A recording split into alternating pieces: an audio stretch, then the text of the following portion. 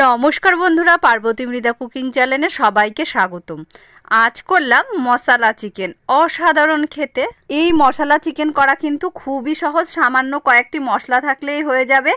এখানে আমি 400 গ্রাম মতো মাংস নিয়ে নিয়েছি, এতে 1 চামচ লবণ দিয়ে দিয়েছি আর 50 গ্রাম মতো টক দই দিয়ে দিলাম। দিয়ে এবার এটাকে ভালো করে মেখে নিয়ে আধ ঘন্টা মতো রেস্টে রেখে দেবো। আর বন্ধুরা, যারা আমার রেসিপিটি প্রথম দেখছো তারা কিন্তু অবশ্যই চ্যানেলটিকে ফলো করে রাখো, আমার চ্যানেলের সমস্ত রেসিপি তোমরা দেখতে পাবে।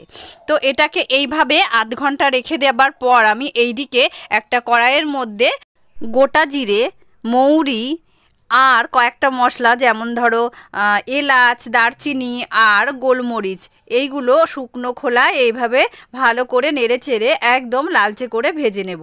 ভেজে অন্য একটি পাত্রের মধ্যে এটাকে ঢেলে নিলাম। এবার এটা ঠান্ডা হলে আমি গুঁড়ো করে রেখে দেব।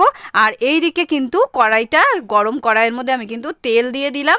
এই রেসিপিতে কিন্তু একটু তেলটা বেশিই দিও, কারণ এখানে পেঁয়াজটা দিতে হবে বেশি করে, আর পেঁয়াজ ভাজার জন্য কিন্তু বেশি পরিমাণেই একটু তেল লাগবে। তো পেঁয়াজ এখানে দিয়ে দিলাম অনেকটাই, প্রায় 300 গ্রাম মতো পেঁয়াজ আমি এখানে অ্যাড করেছি। 1 চামচ লবণ এখানে দিয়ে দিলাম। দিয়ে এটাকে কিন্তু হাই ফ্লেমে বেশ কিছুক্ষণ কিন্তু আমি নেড়ে চেড়ে ভেজে নেব। তারপর ঢেকে দিলাম, ঢেকে দিয়ে কিন্তু গ্যাসটাকে কমিয়ে দিলাম। কমিয়ে দেওয়ার পর ঢাকনা তুলে এখানে দিয়ে দিলাম আদা বাটা আর দিয়ে দেবো রসুনের পেস্ট। তো এবার এটাকে নেড়ে চেড়ে খুব ভালো করে ভেজে নিতে হবে, যতক্ষণ না এর মধ্যে একটা লালচে ভাব আসছে ততক্ষণ ভেজে নিতে হবে। এইদিকে আমি যে চিকেনটা দই মাখিয়ে রেখেছিলাম তার মধ্যে 1 চামচ হলুদ দিয়ে দিলাম, 1 চামচ জিরে গুঁড়ো দিয়ে দিলাম, আর দিয়ে দিলাম এখানে লঙ্কার গুঁড়ো। প্রথমে ঝাল লঙ্কার গুঁড়ো দিলাম, তারপরে দিয়ে দিলাম কাশ্মীরি লঙ্কার গুঁড়ো 1/2 চামচ। তারপর এর মধ্যে দিয়ে দিলাম এখানে চিকেন মশলা। ভালো করে এইবার এটাকে মেখে নেব। তো এই রেসিপিতে কিন্তু এই মশলা মাখানোটাই আসল ব্যাপার।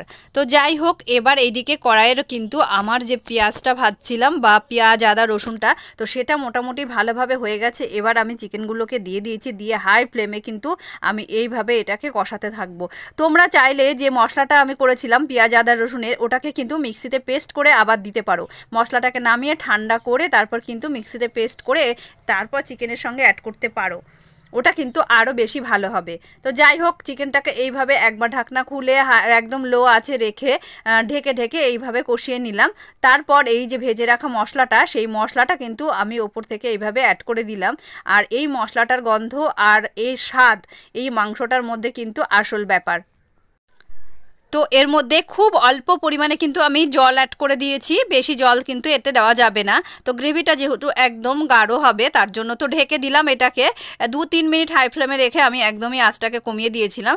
তো দেখো, চিকেনটা কিন্তু প্রায় রেডি হয়ে এসছে। আরও কয়েক মিনিট এইভাবে রেখে দেওয়ার পর কিন্তু আমি একটুখানি চিনি অ্যাড করেছি মশলার ব্যালেন্সটা থাকার জন্য। তো যাই হোক, রেডি হয়ে গেছে কিন্তু আজকের আমাদের এই মশলা চিকেন। তোমাদের কেমন লাগলো অবশ্যই কিন্তু কমেন্ট করে জানিও।